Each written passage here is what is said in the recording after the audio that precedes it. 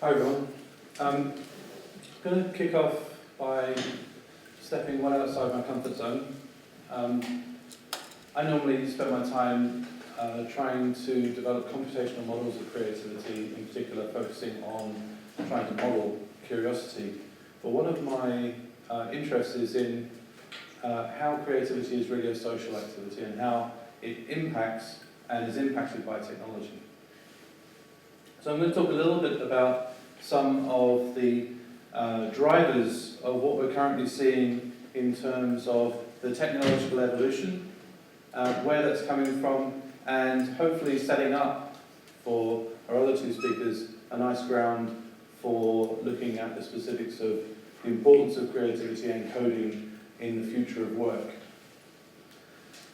So I'm going to start off by looking at where computing fits in as a technology. Several economists recently have made the point that computing is one of these general purpose technologies that tends to produce a lot of additional improvements that come along with those general technologies. Previous general technologies have been things like agriculture and the steam engine, electricity. And we've had computers as a mainstream item for 40, 50 years. The mainframes of the 1960s being the first time it really entered into the consciousness of the population. And this isn't a mainframe, this is an example of the previous generation. This is coming from the steam, the first industrial revolution. The question that comes up is, if computers have been around for so long, how come we're not seeing the science fiction that we were promised in the 1960s? And Brynjolfsson and some other economists have made the point that it takes a generation to really understand what the implications are of a general purpose technology, at least a generation. So the steam engine was one of these inflection points in history where a general purpose technology came along. Power could be taken to places away from sources of water or other forms of natural, or where power could be harnessed from other natural resources. And so when the electric motor came along, a lot of factories switched over to using electrical power. But it took about 30 years, even though these factories were switching over to electrical power, to actually make use of the benefits of electric motors, because the factories themselves were still designed around steam power, which required large engines in a single place, and they transferred the energy through the factories, through these overhead spindles, which with belt drives down to the machines. And typically what would happen is the electric motor would come in, they'd just replace the larger electrical motor to drive this spindle instead of having smaller electrical motors distributed around the factory. So it took a generation of factory owners and engineers to understand what the benefits were of this new technology and finally get to the point where they could reorganize their factories to take the best advantage of it. Similarly, when we looked at computers being introduced in the 60s and 70s into large corporations, they were large centralized hubs of computing processing, often taking over from a large office of computers, people in those cases, to do the job in a centralized way. And while the personal computer has caused the revolution in and of itself, distributing that computing power around the company, it's taken 30 years for the implications of computing to really filter through, not in spectacular ways, but in slowly filtering through into everyday use. So the questions are, we're at a point where digital technology is pretty much ubiquitous. It's with us all the time. What are the implications of that? And some of those implications are that we are now dealing with technology that works, first of all, digitally. Anything that can be turned into digital form can be reproduced perfectly, and anything, and we have a technology that is improving and has been improving exponentially over time. So a dramatic consequence of the digital aspect is coming in the manufacturing. 3D printing is an example of where we've taken the digitization of material such that we can reproduce exact copies over time. This is going to have a huge impact on what we can do. We're already seeing that in our own studios. The exponential increase in computing power is hard to understand. This is a graph of the number of transistors. This follows Moore's law, graph of the transistors over time from 1997 to 2011. It's very hard to grasp what exponential growth means. There's a great story about the inventor of chess who asked to be paid in wheat. He asked the Emperor of China to pay him in wheat, 1 grain of wheat in the first square, 2 in the second, 4 in the next, 8 in the next. The trouble is that we just we can't comprehend how many grains of wheat that would be by the final square in the chess, and it's more wheat than it's ever been grown. This is something that is really hard to grasp, and to illustrate that, we take the Cray 2 from 1985, famously spurned by Steven Spielberg for not being sexy enough to put into Jurassic Park. But take this Cray 2, it was the fastest computer in the world at the time. In 2011, the same computing power fitted into the iPad 2. And the Cray didn't have a camera. We see other things that even AI experts couldn't predict. Self-driving cars was seen as a difficult problem that you couldn't solve with a computer, but it took a different approach. It took a highly data-driven, drawing on a lot of data over time to drive not like a person, but like a machine. And this is one of the areas where AI has made huge leaps in machine learning, pattern recognition. So much so that we have the classic Jeopardy example, Watson from IBM beating the Jeopardy champions as a demonstration, as was their previous work, of how far they've come in terms of reasoning, particularly like Ken Jennings. I, for one, welcome our new computer overlords when resigning defeat on that case. IBM now applying the same technology to medicine, law.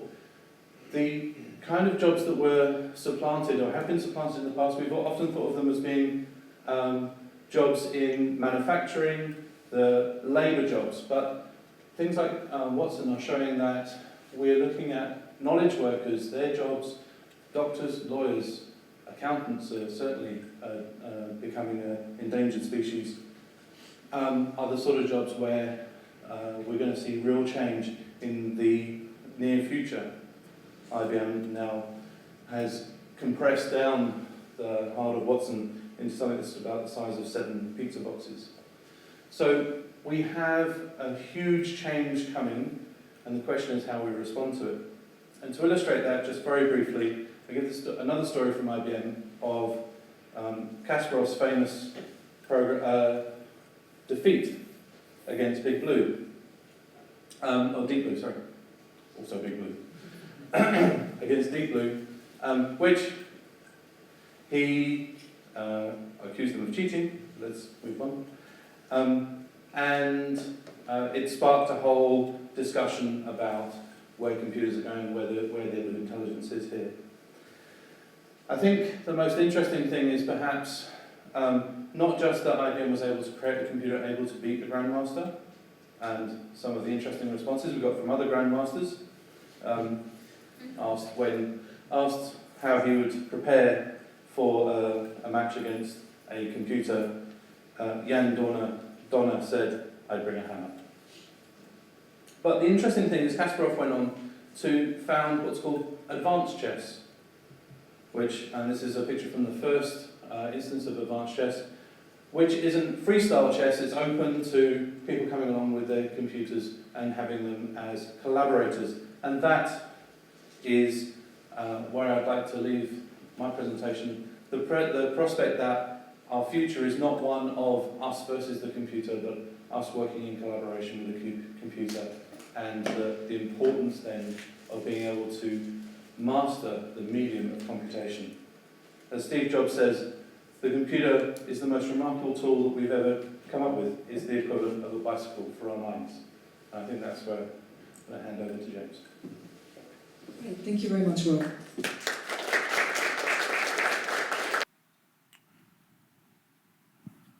Right, so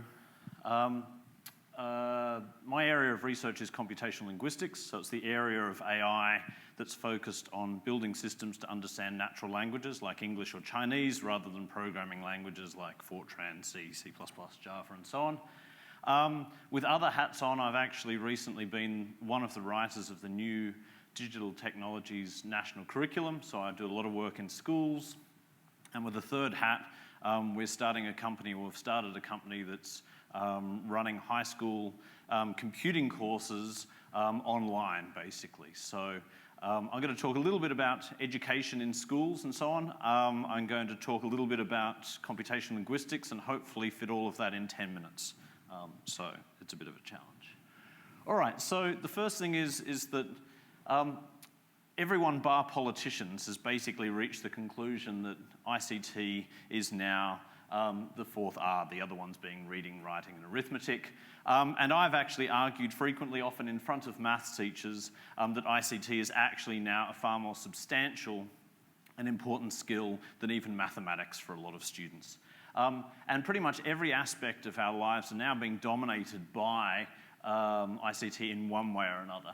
And initially that argument was entirely economic in nature, jobs, banking, interaction with the government and so on, but it's grown further and further through all aspects of our life. It's taken a little while for political to get there, but if you look at what happened in Egypt and Tunisia recently, you can see that all dimensions of our life is actually being influenced by technology.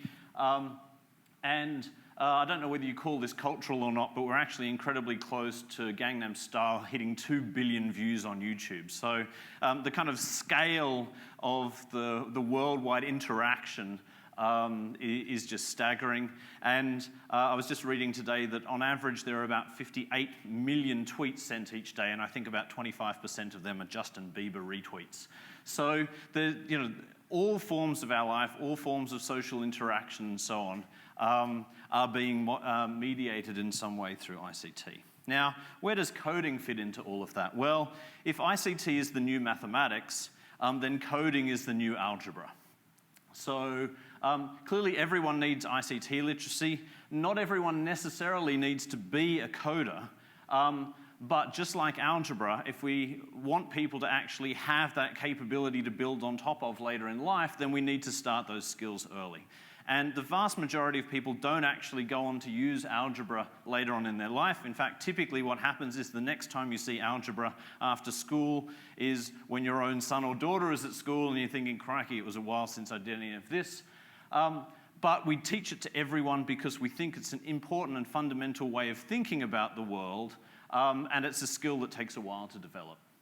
So I'm arguing that coding is critical in every kind of empirical discipline. So if you're a scientist, an engineer, even an economist, if you're dealing with enough data, you're going to be doing some form of coding or other. And in fact, there are a lot of problems that either have been solved or visualized purely in a computational mode.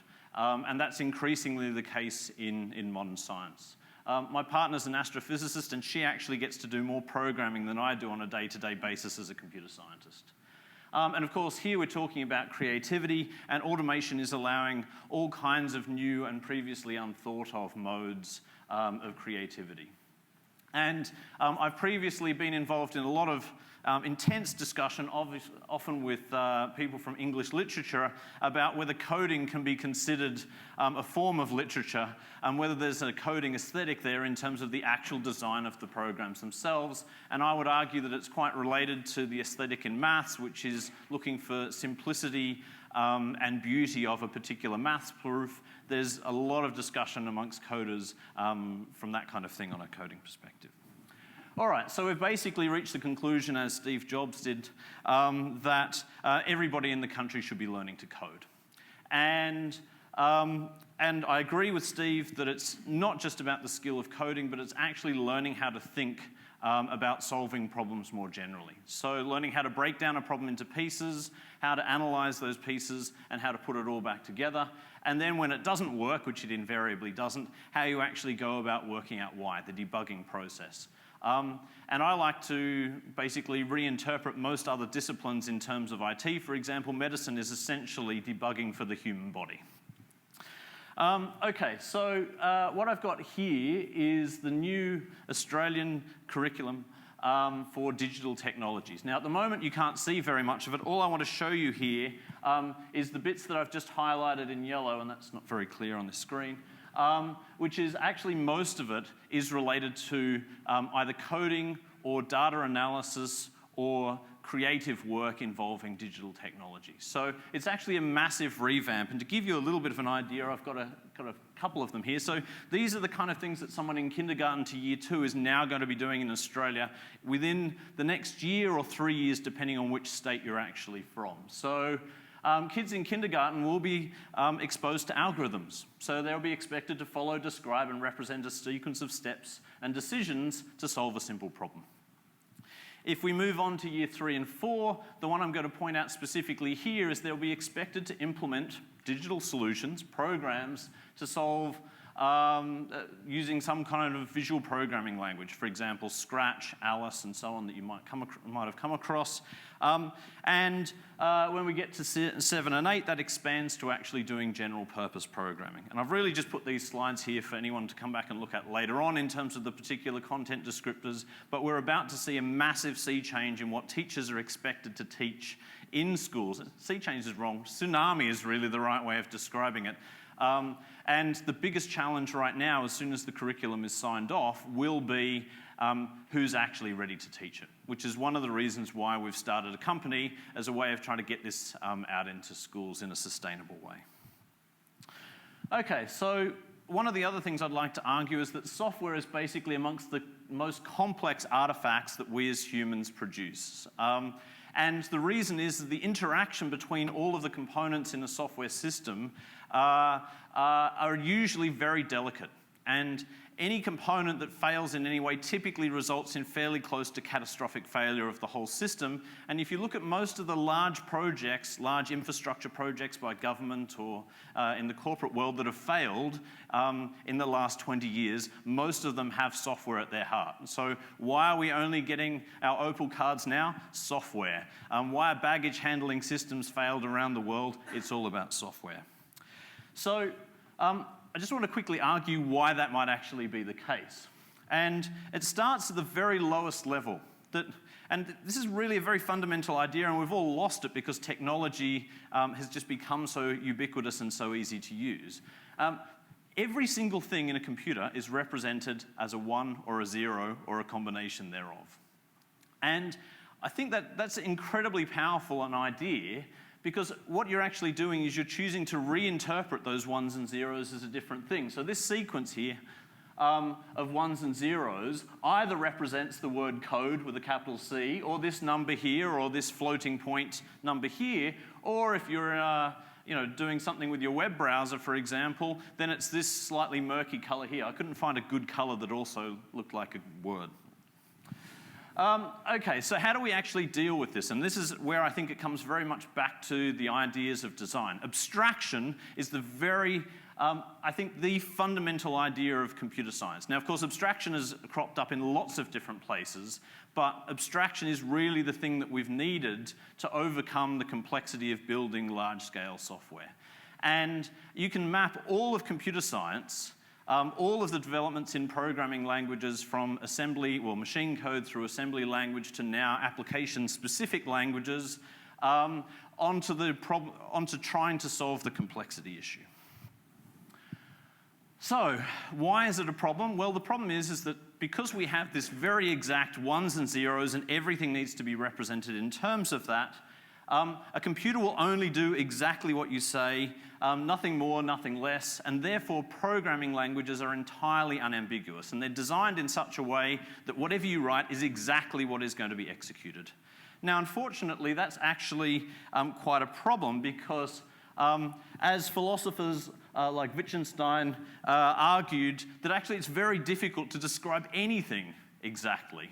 And so it's not really surprising that programming is something that a lot of people find difficult to do. In a very deep sense, it's actually something that is a challenge. So this takes me through to then thinking in terms of research, and well, could we actually program in natural languages? And the problem here is that natural languages are incredibly ambiguous. And I've got one little example here for you to think about. So time flies like an arrow normally means time moves forward rapidly and so on. But there's actually multiple interpretations of this. And if I give you one other sentence, I say something like, fruit flies like a banana. This immediately causes you to rethink this sentence here and go, okay, well, there are these things, time flies, and they like arrows in the same way that fruit flies like bananas. And the problem is that you as humans, native speakers of a language, don't ever see this ambiguity. It's just not there to you. But to a computer system, there are dozens of different interpretations of a sentence like this. And if I give you this sentence, which is about 100 words long, it's long, but it's perfectly readable by a native speaker. This has 6 times 10 to the 23 different interpretations in our research system. And only one of those is the correct interpretation. Now imagine that you're writing a program that has 6 times 10 to the 23 different ways it could work, and only one of those is the one you want. So we're still a very long way from working out how we can more naturally interact with a computer system to build a bit of software, which really brings us to the ultimate goal of AI, which is to build some kind of intelligent system. Now, of course, philosophers have again argued what intelligence actually means. I love the Turing test as an idea. Basically, if a computer system can fool a human into believing that the system is human, then for all intents and purposes, we have something that's intelligent. And when we get to that kind of point, as Rob said before, then we've got a very interesting opportunity to become collaborators with a system rather than a one-way interaction. Thank you. Thank you very much, James.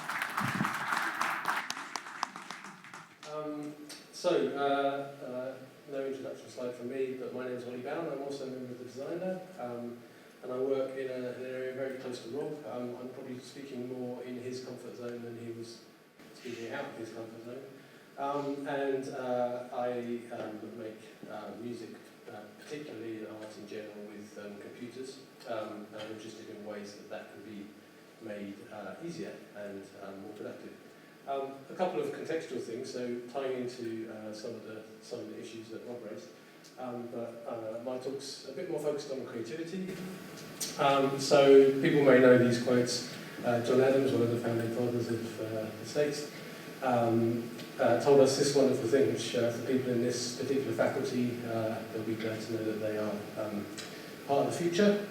Painting, poetry, music, architecture, statuary, which I don't know what it is, tapestry and porcelain, that all where we're destined as a society to engage in these arts. You may or may not agree with that, I'm not entirely sure, I'm just throwing it in there. So that's a kind of positive view of how, as a society, we might engage creativity because of, or in spite of, the situation that we have Keynes warning us about, and that is very prominent at the moment.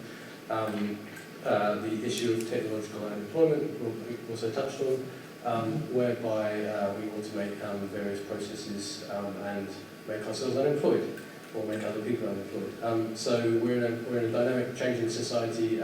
One possible view, utopian kind of view, is that leads to a kind of leisure state where we can be free to be creative. A slightly more dystopian version of that is that we're all just on dole, or there is no dole, etc. Another prediction, so from slightly more recently, and looking into the future, we have Ray Kurzweil, who most people have probably heard of. He loves to make predictions, and it's quite entertaining to look at some of the predictions he makes.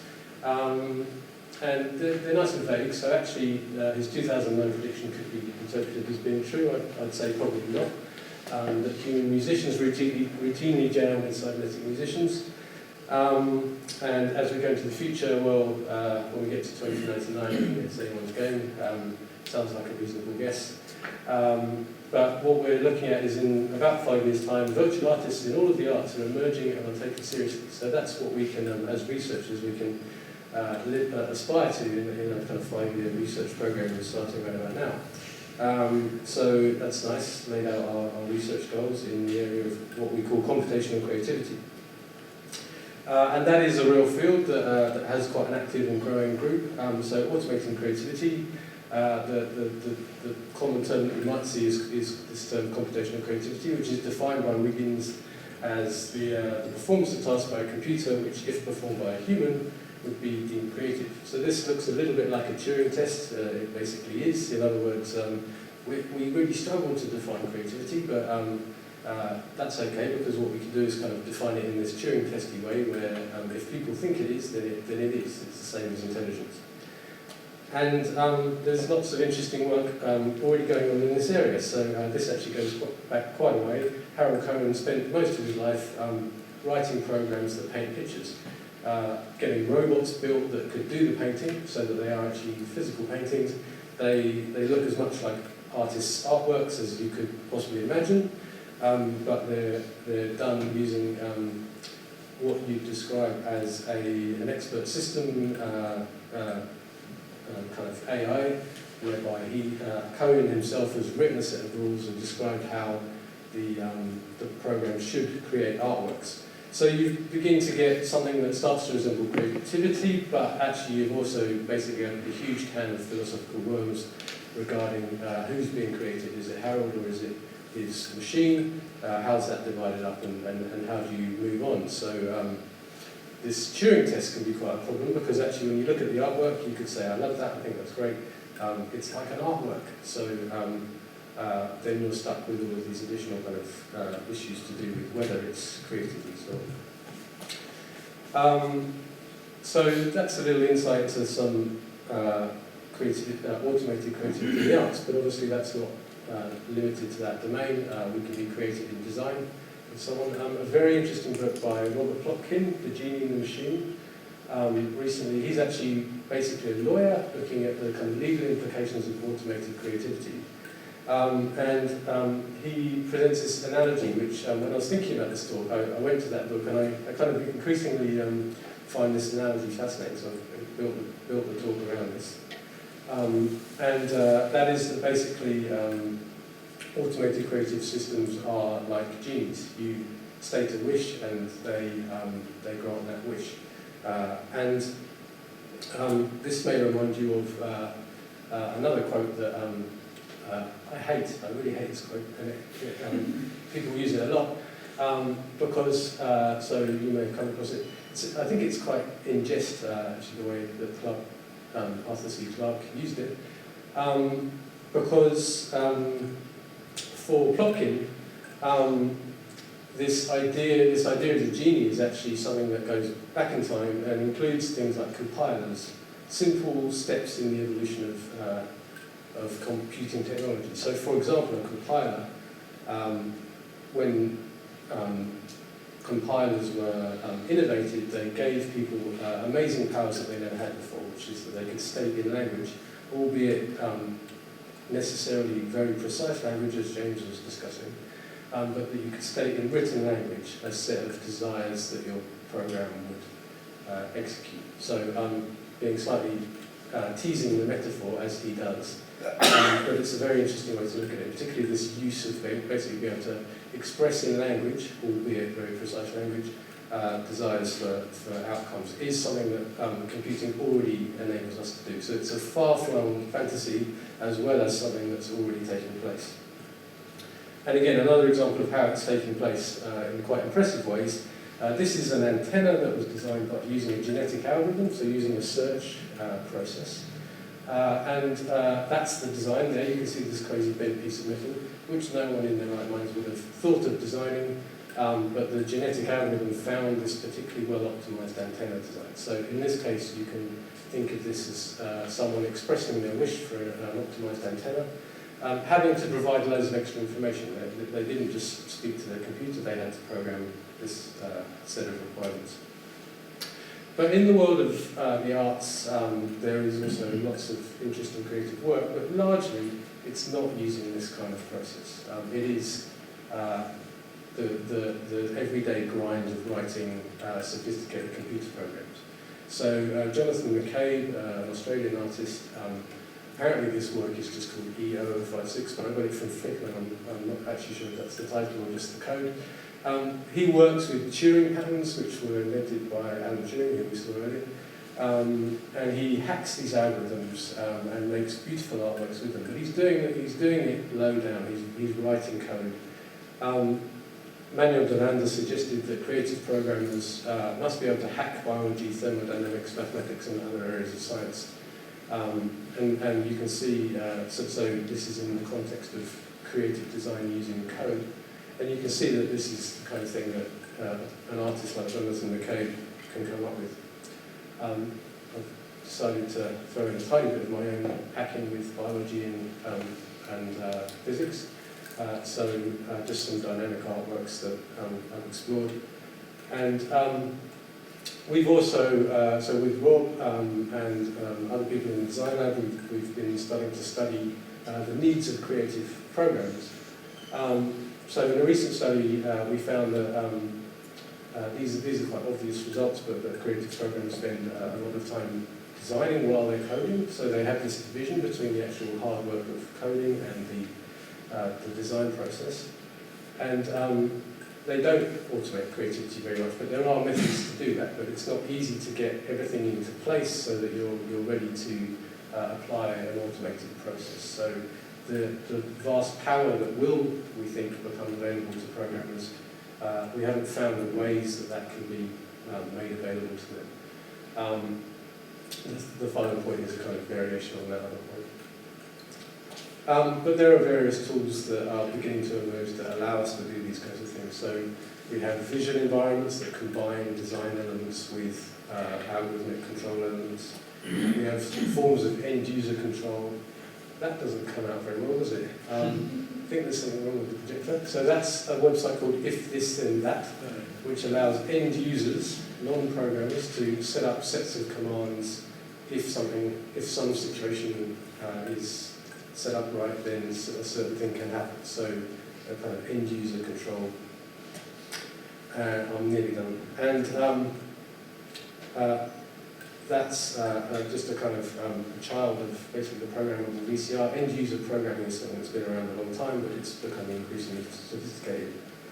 And we have things like OK Google, which I've just got on my brand new phone. But it doesn't do things like you can't tell it to warn you when the bus is, or you probably can, I haven't found the right settings yet. But you can't get it to creatively add you can't program it by giving it an instruction like this. You can do what it already knows how to do, but not give it additional control. So these are all areas that we can now really clearly see how they all come together and are possible. But we're not at the stage yet where an end user can say, design me a better antenna. So all I really wanted to get out in this talk was how cool this genie metaphor was. And as Plotkin suggests, it's something that already has a past. It's already a way of looking at the way that we interact with computers.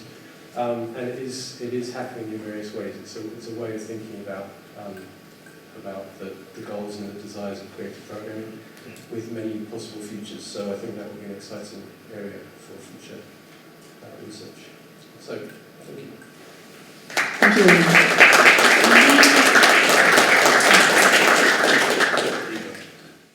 Okay, thank you everyone for really stimulating talks there. I'm going to pose this first question, and then we'll see who wants to jump in first and ask it, but hopefully you'll all make a comment.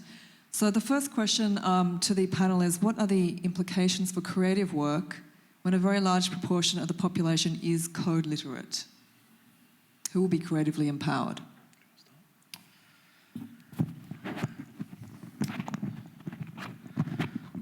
So I guess the first thing is we actually have no idea what it would be like to have the entire school population able to code. And in fact, in writing the curriculum, there was much debate about what you could expect someone in year 8 to do if they started coding from kindy.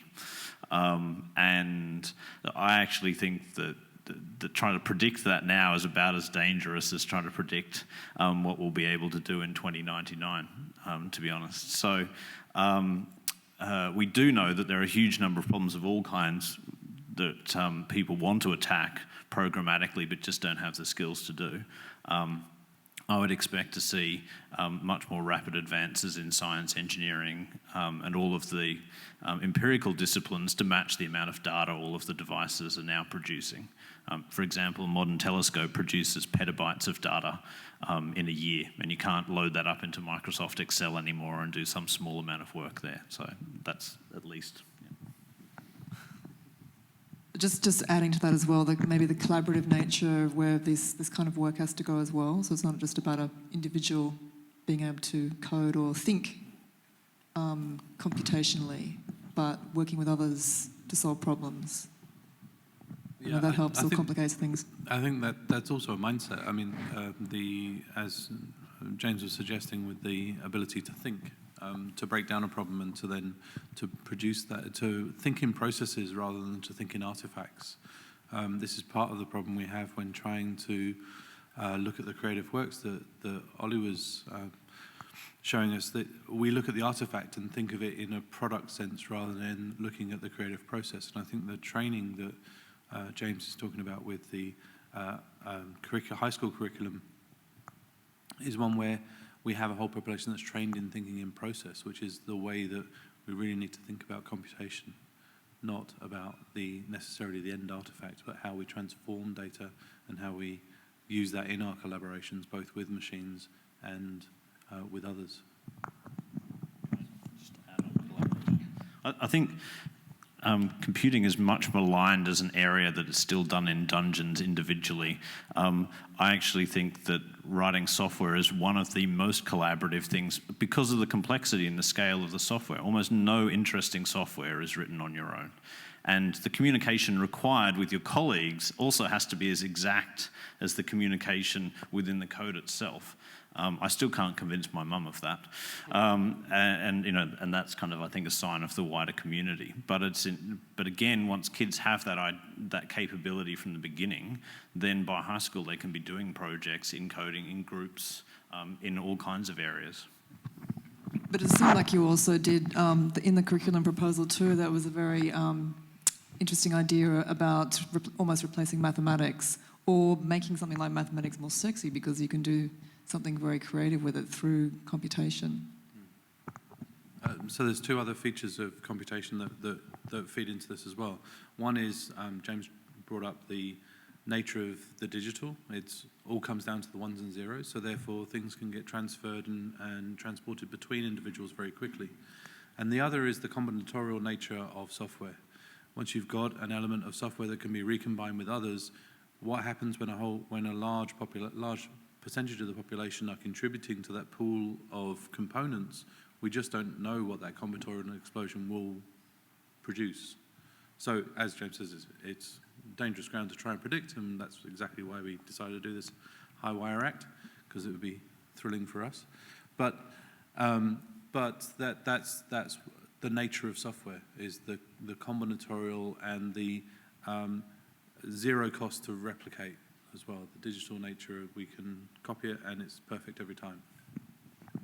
Yeah, I think one of the fascinating things related to that is just this ability. Oh, You're already on. Yeah, he's just keeping. We in that way. We have to share. Yeah, that's fine. The ability to draw objects together to create new objects is obviously something that in the space of software is just so phenomenally easy, and to be able to pass those objects around. So the idea of objects actually moving at the speed of thought. So the speed in which you can telephone someone and tell them your idea. Your idea can be embodied in a design, and that design is already on its way to them by email, and that kind of feeds into that kind of potential combinatorial explosion. Yeah. I think it is important to bear in mind that you never know when your exponential might turn into a sigmoid. So what looks like it's exponentially increasing can just hit a snag and start going the other way and leveling out. And I think when you're on the bottom of one of those curves, it's obviously, if we're talking about, say, climate change, I wouldn't want to start talking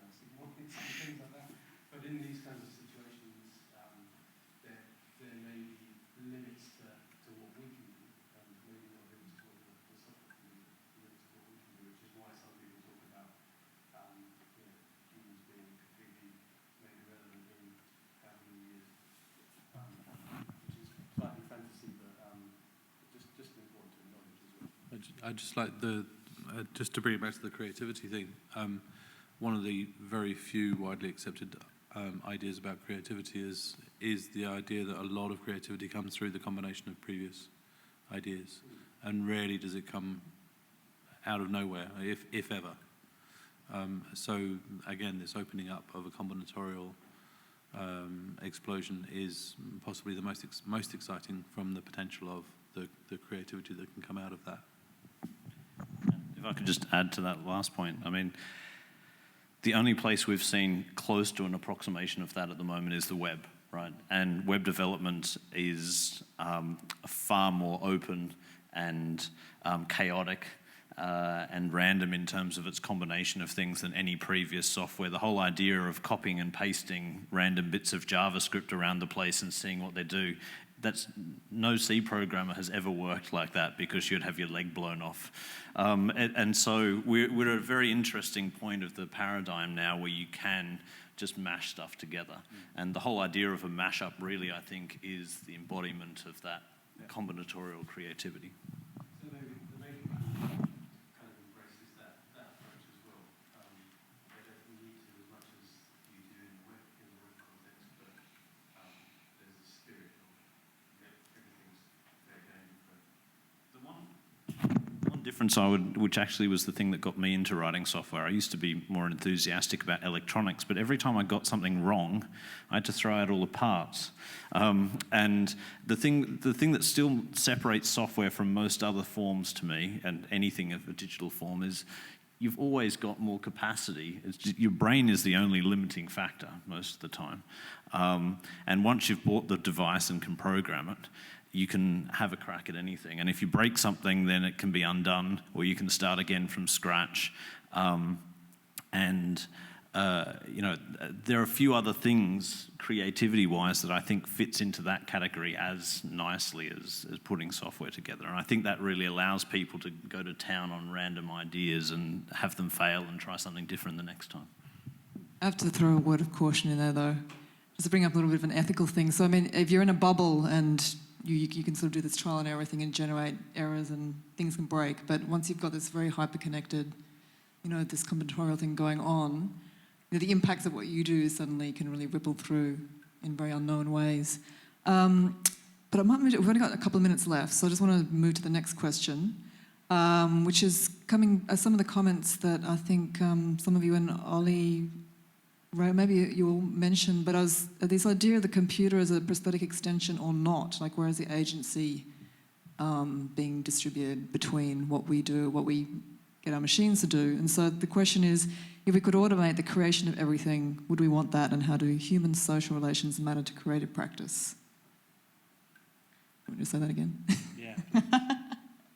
There's a couple of questions in there, really, but I guess it's speaking to that sort of utopia-dystopia in terms of if machines can be highly creative and we can automate them, what role do we end up with?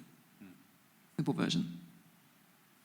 Okay, well, one of the questions is actually, I found in the computational creativity community who are studying this automation process, one of the questions that is maybe taken for granted, or at least we assume we know the answer, but actually it's really not well understood question at all, is why we do things like labor art and music. And those are, it's easy to come up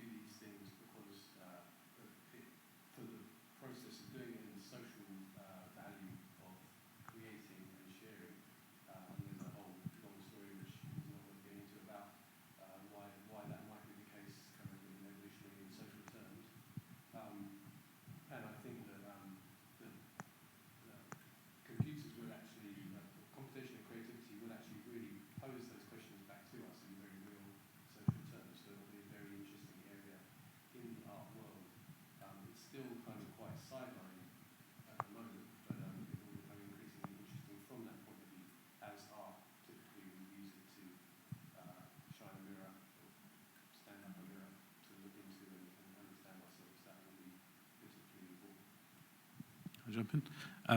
I think one of the things that I'm not interested in is the Turing test. I'm not interested in trying to create a program that tries to be a human. I don't find there's much value in that. And Ollie and I are probably, yes, we irritate the rest of the computational creativity crowd by being the two people standing up and going, but hang on, they're machines. They're not people. They don't have the experience of being a person. Why are we trying to make them, why are you trying to pretend that they are? They have a completely different, to use,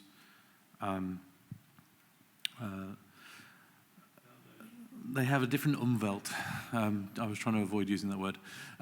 They have a different relationship to the world. They aren't people. So the question is, even if we, right, absolutely.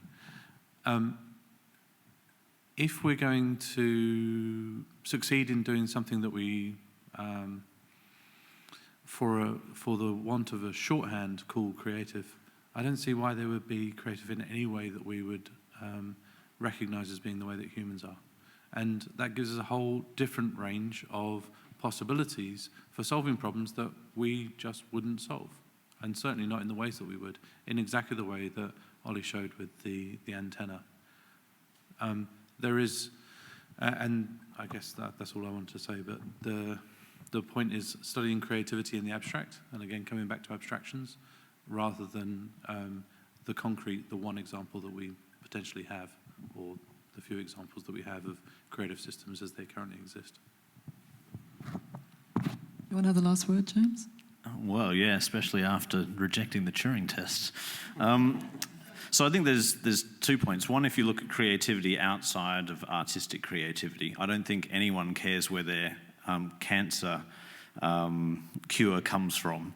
If it's entirely a computationally constructed solution and it does the job, then eventually most people will accept that. In fact, there are so many areas that they don't know they've already accepted that anyway. So I think that's one point, is that I agree that there's an interesting philosophical question in the humanities, but beyond that, I think the answer is we're already there. Yeah, and I completely agree yes. with you about that as well. And the only thing that scares people is if the computational solution is not understandable in any way as to how or where it was reached. And I think things that are in that category at the moment would be GM crops, say, that there's a belief that we're potentially messing with things that we still don't understand the consequences of, and any solution that's derived via a method that is opaque to us in some kind of way is a concern in that space. In terms of the Turing test, I actually don't think many people in AI are interested in solving the Turing test just in and for itself. The odd lonely person who doesn't who spends their time doing all of their research and has no friends maybe wants an Alan Turing friend to interact with, but by and large it's called a test because we want to pass the test, right? We want to have demonstrated that we can answer all the kind of things that a human would throw at us in such a way that it's convincingly human. Now, do you actually want that all of the time? No, I don't want my computer to get multiplication wrong occasionally just to prove that it's human. And if you look at the systems that currently compete in the Loebner Prize, which is the yearly Turing test competition, they do things like deliberately make mistakes. Well, I don't want that in a computer, and I don't want my computer to have bad attitude when I ask it to do something. So there are limits to exactly, or my toaster to say, not today, thanks very much. So, yeah. Great. I think you've hit upon the solution there, that we actually want computers to challenge us, challenge the way we think. So now we'll hand over to the audience. If we have a few minutes, I can see some people that are, so I'll hand you the microphone. I would like to say a word for Alan Turing. I never knew him personally, but I think you've misunderstood his aim. Yes, he was a lonely man, and yes, your analogy is very appropriate. But underneath it all, he was a realist who knew that he was isolated not because of his, let's say, emotional needs or the choices in his lifestyle. It was because he was devastated by the fact that ignorance is supreme in the human machine. And as you rightly identified, if you're going to succeed at it, you've got to program a computer to make mistakes. He didn't believe that was necessary. He perhaps didn't enunciate it this way, but he was basically able to understand that there is such a thing as absolute truth, that it's mathematically provable and scientifically demonstrable, and architecture is one of the ways it can be discovered. I speak about Christopher Alexander, and I speak about the philosopher Teilhard de Chardin, who, in a sense, constructed various geometrical versions of philosophical or metaphysical understandings. What I wanted to do was that was just for Alan. My question is this. Let's imagine we're in 2114 and we're 15 years on from, reverse engineering the brain. I believe that we can't afford to get to that stage. I believe that we need to short-circuit it and get to reverse engineering the mind. Because unlike Steve Jobs, who unfortunately I can't debate with, he's left this debate stage, he talks about it being a bicycle for the mind. No, it's a bicycle for the brain, not for the mind. There's a great distinction between the brain and the mind. I don't hope to enunciate it now. I just want to suggest the possibility, and since I've taken up a fair amount of time, I'll just leave it for your comment, but I'd welcome a discussion, perhaps later. So can I first go back to Turing? I'm definitely not arguing that was Turing's perspective or the reason for the test. I mean, I think that the test is actually a very clever, pragmatic, philosophical shortcut, right? So it actually completely circumvents the question of what is intelligence and sidesteps it with, well, how would you even know the difference? And I think that's actually something that appeals to a lot of computer scientists and scientists generally. If you can't experimentally identify a distinction between two things, then science largely says they're the same thing. Now, of course, whether you believe that's true or not, but I think that was kind of Turing's position on the test, at least. I might leave the other two to answer the larger philosophical things.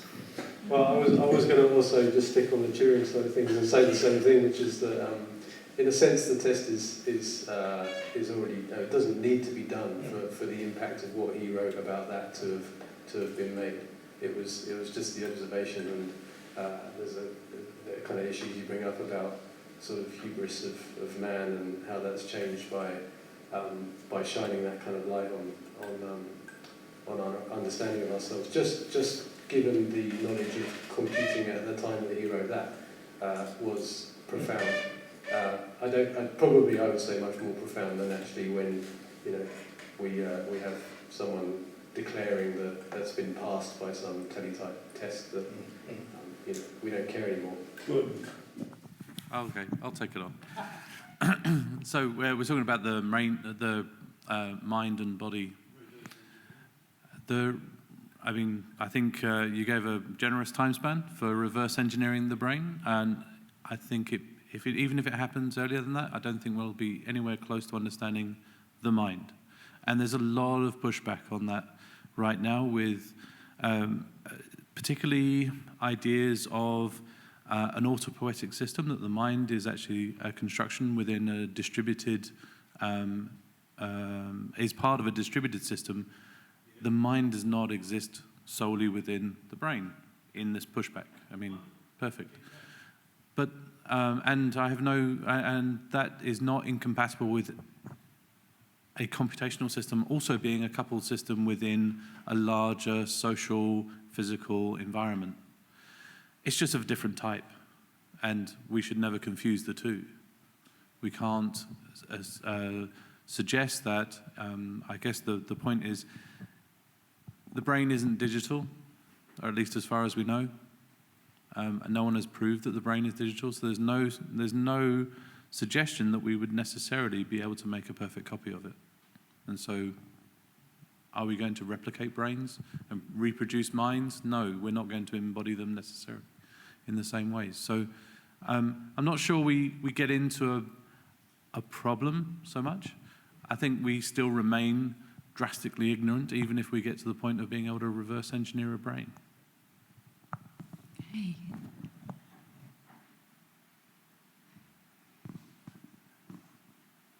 So slightly less philosophical, a bit more in the real world. What sort of changes, if any, do you see in sort of other school curricular subjects or areas as a result of the addition of computing to the school curriculum? Yeah, great question. So the first thing is that the new curriculum actually has this thing that they call the ICT general capabilities that are meant to live in every learning area. So in theory, you don't learn how to use productivity products like Excel and Word and so on in computing anymore. You learn it in maths, in science, in history, and in English. And I think to me that's the starting point, assuming that we succeed with that, and there's a big question mark there about whether you could actually learn databases successfully from your science teacher or not. But let's assume that we can actually win that battle. Then to me that's the kind of gateway to then more deeply integrating all manner of computing skills and computational thinking skills in those other disciplines. For example, I think maths would be a hell of a lot more fun if you had some computation in there. I think science would be much more a genuine experience of modern science if there was computation in science. And on the humanities side of things, I mean, everyone says, oh, you can't do English and computing together, and I'm like, hello, my research is computational linguistics, let's go. In all of the disciplines, there's a huge opportunity there. The biggest danger, though, is that schools are, just like universities, are incredibly silo-oriented and are all very conscious about how much time they get in the timetable, and the idea of having some kind of interdisciplinary project, which I think would just be incredible. My personal model that I'd like to see is after lunch is project time every day. For example, I think that would dramatically change the way kids enjoy school if there's something that they were passionate about that could integrate a range of learning areas in their afternoon. But the chance of that happening large scale is still a long way away. I can't really speak in terms of school subjects, but I think it's clear that computing infiltrates everything and is doing that. For some disciplines, that effect is quite profound and quite confrontational. So an area that I originally studied mathematics, got bored of that for a year, and did the rest of my undergraduate degree in social anthropology, which is a shocking change. But that's an area that when I was studying it, and probably still now in most schools, would not be, would probably be further removed from the kind of the onslaught of computing than other subjects. But big data is obviously entering in all of those fields. So you've got wonderful examples of studies of linguistic patterns geographically dispersed and how they're evolving, and they look like kind of trees of life and so on. That area of research may be actually being done in a computer science school, whereas it's not necessarily directly impacting those other schools. But that's something that's clearly happening, and I don't really know much about how that's unfolding. But I think there must be a very interesting kind of front line where a difficult discussion is being had. And not necessarily a one-way kind of steamroller of computing taking over everything. Certainly not.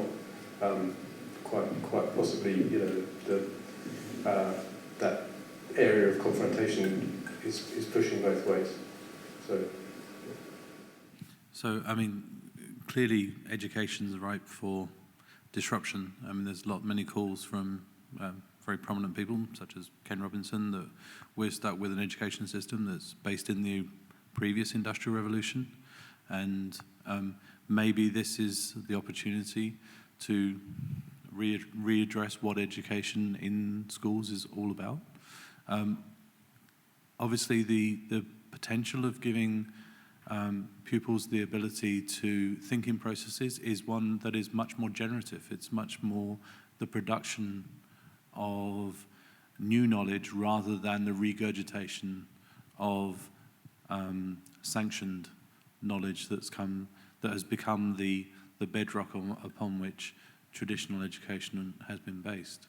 So, very optimistic, but maybe this is the back door with which the education reform can actually happen, updating it for the next 100 years.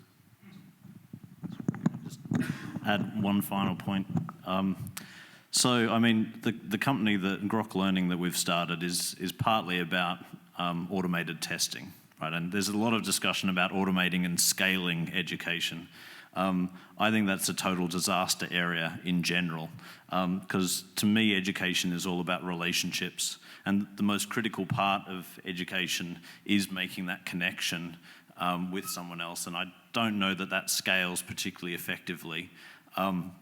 There are things that teachers do that a computer could do better, and we should work out exactly what those set of things are and do them so that the teacher has more time to do the relationship and mentoring part of the job that actually makes the difference in terms of where kids go with their lives. But, all of the hoopla at the moment is definitely on the, how can we get rid of teachers, which I think is just crazy talk. Okay, thank you. We have time for one last question.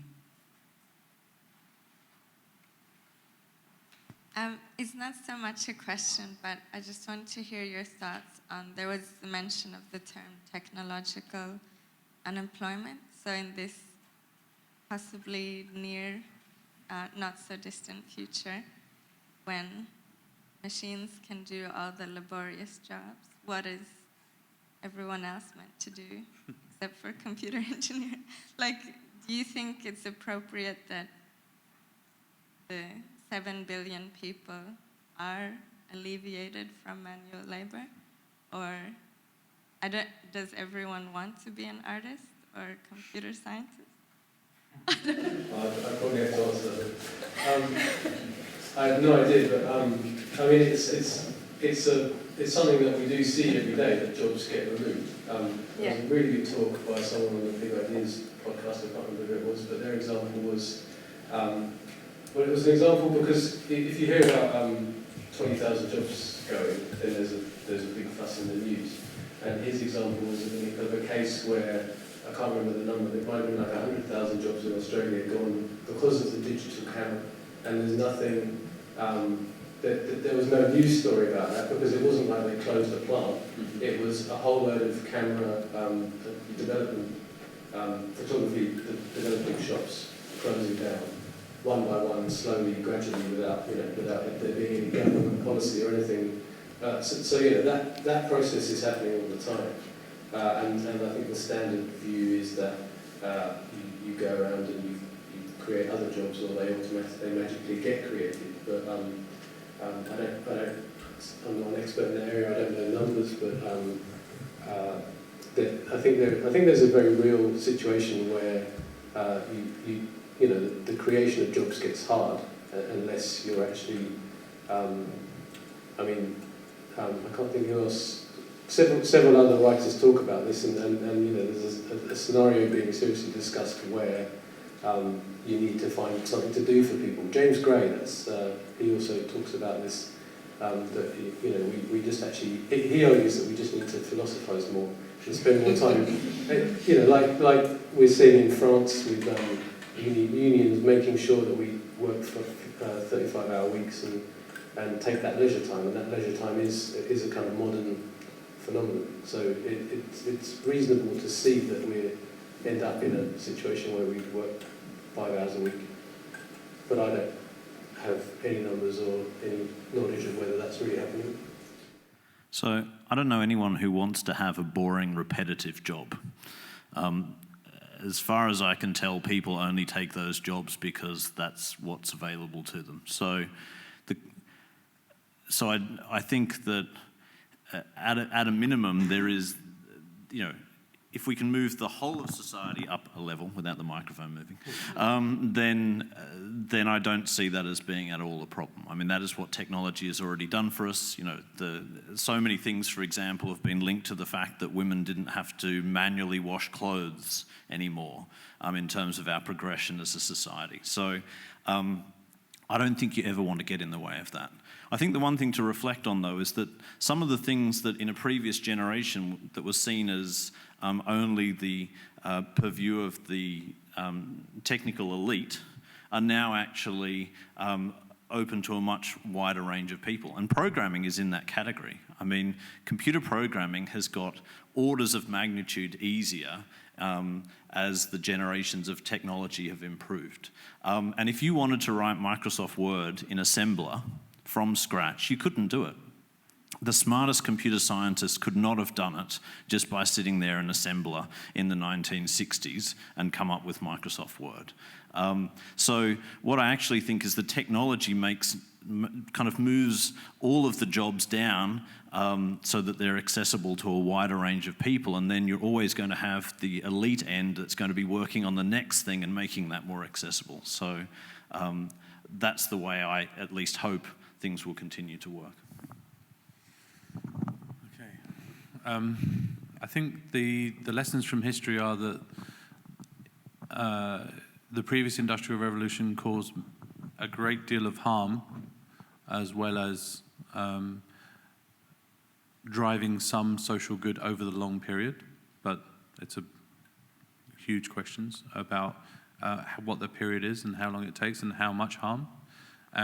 We have been through one of these things before, so questions are rightly being asked as right now about what is this going to do? What is this digital revolution going to do?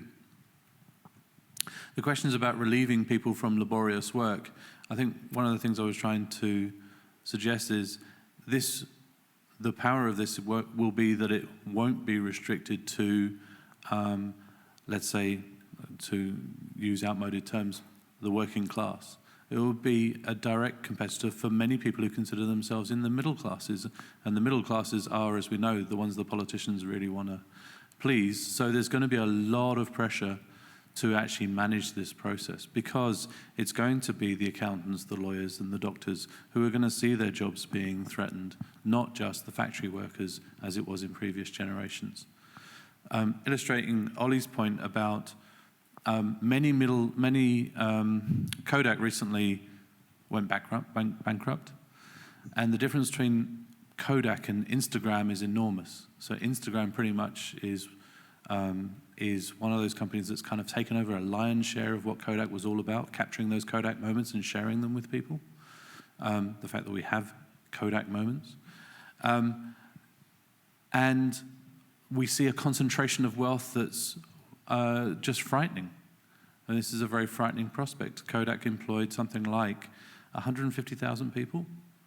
And Instagram employs hundreds and has made the founding 7 members more rich than Eastman was ever made for the entire period of running Kodak. So the concentration of wealth is a very scary aspect of it, and one of the really frightening impacts of the digital change is the possibility for network effects to concentrate in what we see are winners, if you like, those that become popular, not even the technologically the best, but those that become popular quickly in a highly networked society become the concentration of wealth very, very quickly. And one that we still are grappling to understand what the consequences of that will be economically. I certainly didn't want to give the impression that this is a utopian vision and that everyone will be, the 5-day work week. Ollie, I wish you well. But the utopian vision of us all being relieved of laborious work, I think is one that neglects many of the darker aspects of what this change in our social fabric will come about as a consequence of these digital technologies, which we can't anticipate right now. I think history shows that's going to happen anyway. I mean, that's if there's one lesson from history, is that this is going to happen. And to me, the only antidote to this is education, so that every person has the greatest opportunity to participate in whatever the next generation of that change is going to be. And I think that's actually the most scary part, is that if other parts of the world are taking that change more seriously than we are, then we're in danger of missing out in a way that, basically because our politicians don't even understand the significance of the technology they're already using. And that, to me, is the real, for Australia at least, and for any country pondering how to educate its people. And I don't just mean kids at school, I mean people that are working, I mean retirees, I mean engaging everyone in the technology. That's the thing that's the big scary thing, I think. Okay, so it seems like the lesson learned from tonight is that if you think you're code illiterate, you better start learning how to program. Sign up down here. Okay, so thank you very much to all the speakers. That was a really great discussion and really stimulating questions. So a round of applause and then we'll finish up.